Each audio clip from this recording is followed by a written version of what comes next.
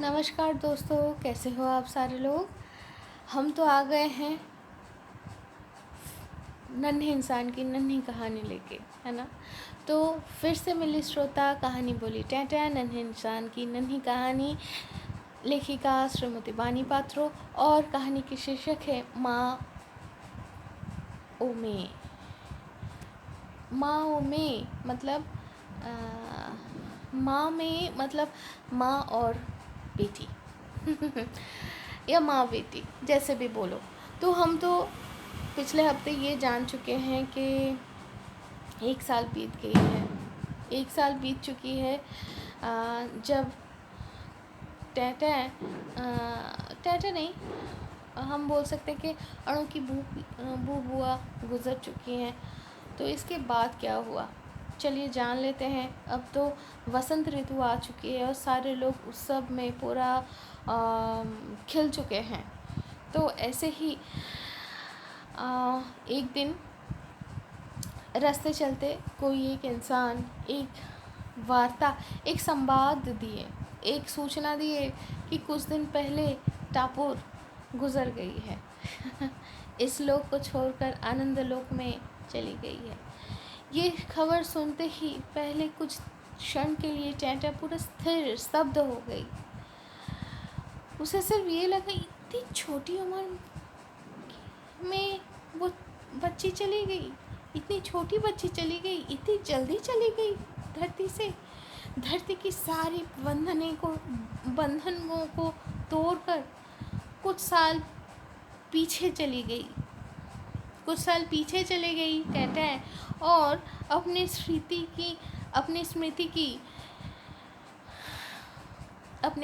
की पिटोरा खोलकर उसमें से खूब सारे स्मृतियों को बाहर निकाल के ला ली, जिसमें वो पहला मुहूर्त, वो सारे पल खिल के आ गए सामने, जहाँ पर वही छोटी सी बच्ची जब पहले दिन वो ससुराल आई थी टैटा, तब बार बार अपने बड़ी मामी की गोदी में चढ़ने के लिए बार बार अपने आधो बोली से तो कभी हाथ हिलाकर जैसे भी हो वो समझा देती थी, मामी आपकी गोदी में चढ़ना है और टैटा भी बच्ची को लेकर अपने ससुराल की जो आंगन है, जितना दहलीज है उसके ही अंदर पूरा दिन लेके चलती फिरती थी। टैटा को लगा ये तो अभी की बात है भाई, कितना देर हुआ। चलती गई। फिर स्मृति की जो स्टॉपेज है, वो पड़ाव ऐसे आए कि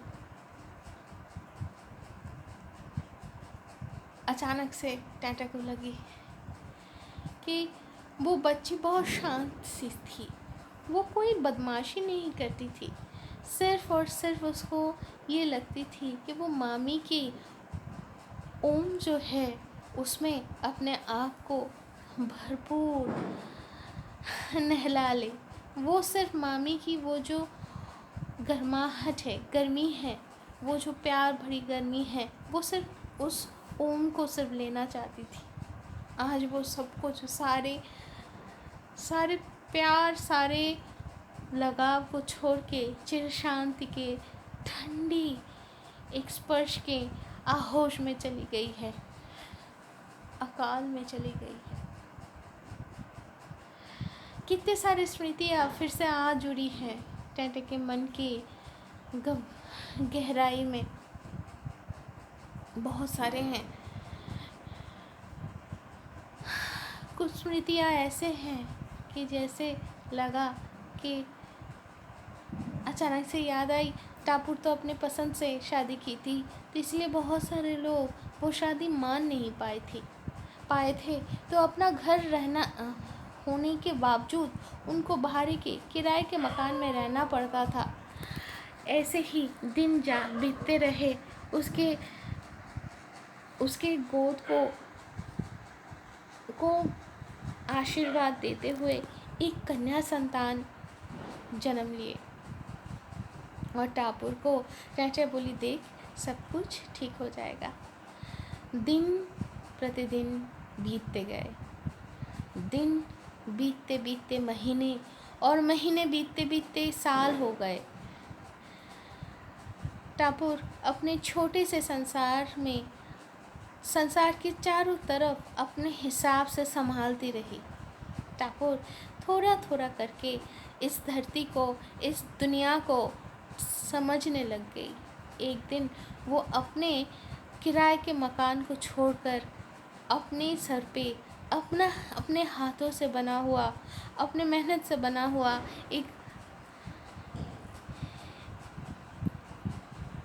एक आशियाना बनाते हुए वहाँ पर चली गई और गृह प्रवेश के दिन हर किसी को बुलाई। शाम की वक़्त थी जब टैटै स्वपरिवार वहाँ पर उपस्थित हुई। देखी कि 3 कमरे का घर है। भले चाहे वो भले चाहे वो ईंट के ना बना हो, लेकिन एक रसोई का घर है। भले चाहे पूरा का पूरा ईंट का बना ना हो, एक रसोई का घर, एक रसोई का कमरा और दो घर यानी कि कमरे एक्चुअली, और 2 कमरे, एक अपने लिए और एक अपने माँ के लिए बनाई तो थी। भले चाहे वो घर पूरे तरीके से ईंट से बनाना हो, वो ही घर अपने मामी को प्यार से दिखाने लग गई और जितने सारे अतिथि थे सबके आओ भगत में कितना होनहारी से सबको मैनेज करती रही। ये देखकर टैटै टापुर को बोली, तू पहले जैसे नहीं रही, अभी तो तू गिन्नी गिन्नी यानी कि शादीशुदा एकदम मम्मी टाइप बन गई है।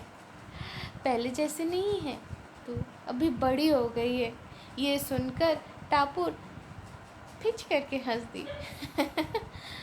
शाम ढल गई, सारे लोग चले गए और टैटै लोग भी सबसे अनुमति लेके वापस आ गई। टापुर इसके बाद अपने नए जीवन में, अपने नए घर पे व्यस्त हो गई। नए जीवन में टापुर जितना भी व्यस्त रहे, लेकिन दुर्गा पूजा के बाद विजयदशमी में मामा मामी के पैर छूने कभी वो नहीं भूलती थी। वो ज़रूर आती थी अपने बच्ची और अपने परिवार को लेकर। और भातृ द्वितीया के दिन वो अपनी माँ के साथ अपनी गुड़िया को लेके ज़रूर आती थी, ताकि वो गुड़िया अपने टापुर के बड़े मामा और गुड़िया की कौन होंगे, बड़े दादू हैं, तो बड़े दादू को ताकि भाई दूज की तिलक लगा पाए। ऐसे ही सुख दुख में संसार आगे बढ़ते रहे, ये भी एक स्मृति थी। धीरे धीरे रिश्ते दूर होते गए।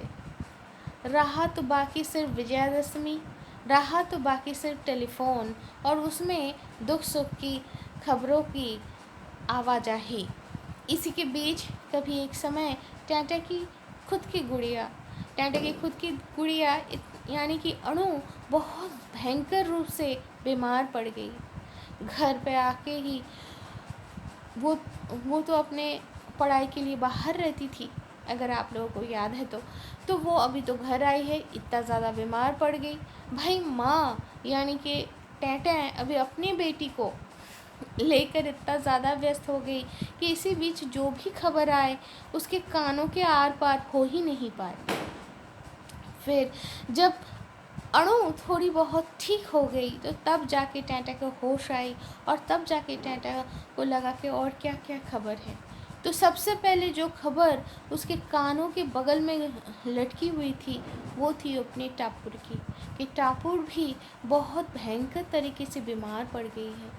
तो वो जल्दी से टापुर की खबर लेने के लिए कॉल लगाई और उसको पता चला कि बीमारी के चलते बीमारी के चलते कोई गड़बड़ हो गई थी उसकी चिकित्सा में, और जिसके चलते उसकी बीमारी भले चाहे बहुत छोटी थी, लेकिन अब उसको दवाई लेनी है बहुत समय तक, बहुत बड़ी सी समय के स्पैन में।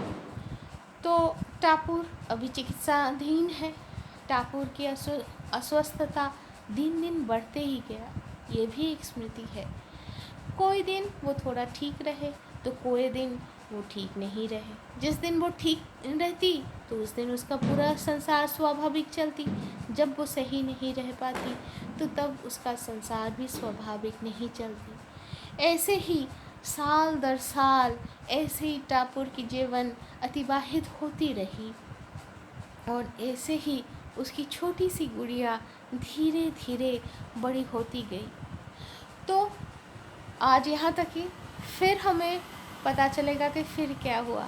ये जो स्मृतियाँ हैं जिसमें कभी खुशी, कभी गम, कभी लाचारी और कभी उत्साह, हर रंग बिखेर के प्रतिभात होती रह रही है, इसके आगे और क्या क्या रंग दिखाएगी हम जान लेंगे अगले हफ्ते, अगले पर्व में। तब तक सारे अच्छे से रहिए, और शुभ काली पूजा और शुभ दीपावली।